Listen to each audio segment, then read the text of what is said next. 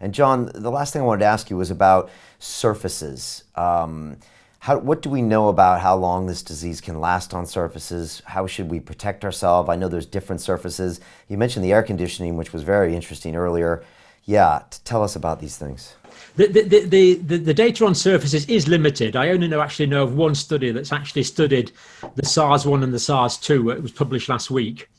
And what that study showed was at about 20 degrees centigrade on stainless steel, the virus would remain transmissible up to about 3 days. Now, as soon as a droplet goes onto a surface, the number of viruses drops quite dramatically and quite quickly. But on stainless steel and plastic surfaces, it looks like at 20 degrees, normal humidity, 3 degrees is quite a reasonable estimate. Now, if it's colder, I would expect it to be longer.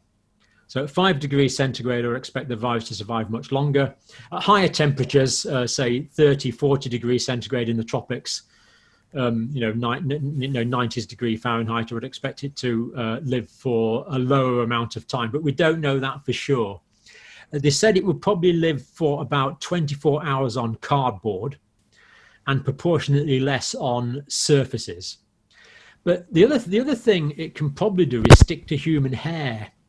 So I think for men to be clean shaven for the time being is probably a good idea, because if there's viruses in the air that get onto facial hair, then it's not far from the facial hair to the nose, the mouth, and the eyes.